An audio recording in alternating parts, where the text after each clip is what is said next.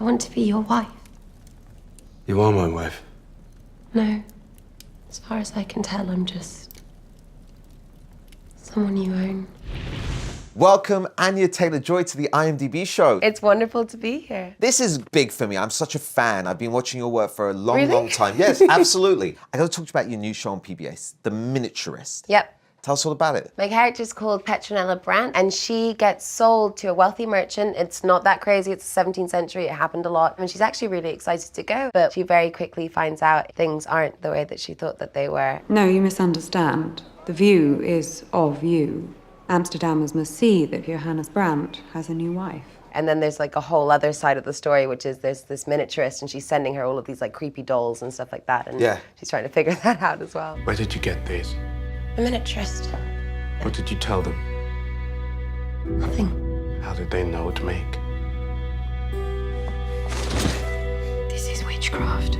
What is it you've learned through all your character research about that time period? Ooh, interesting. I mean, I think usually it comes down to a clothes situation where, especially for the miniaturist, I'd never worn a corset before, and that changes everything. Right. What am I to do with it? I remember walking in and seeing my friend Haley, and she had her pillow up against the wall, and she was leaning against it, standing up, and I was like, babe, like this cannot be healthy. No, madame. But then by the end of it, it just sort of becomes like a hug. Like you very much lean into it, and it supports you up, and I miss my corset now. I wanted love, not safety. You are coming up to about 20 projects if you look at your IMDb page. How do you decide what projects to go for, what to stay away from? Usually it is very much an instinctual gut feeling of, can I bear this person belonging to somebody else? Or is this my human being that I need to take care of for the next 3 months? Because my characters are like roommates for me, you know, like you live with them. You just strangely reminded me of James McAvoy's character in Split. We are what we believe we are. The first time you saw James transition between personalities, as an actor and a fan, what was your reaction? As an actor, I was so engrossed and I was so present, and then as a fan, I was just like...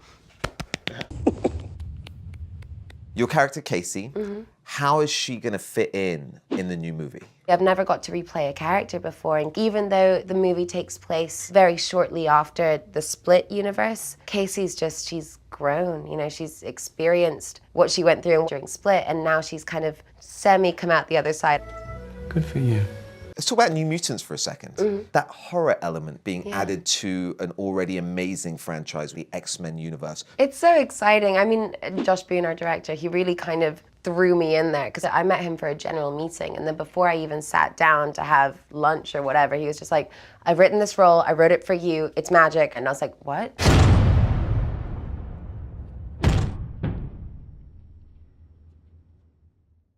And then the actual experience of being there and getting to play somebody that's beloved by so many people, that's a bit stressful sometimes, so I didn't allow myself to think about that. I just truly fell in love with Ileana, and I loved that she was sassy and wild and a little bit aggro.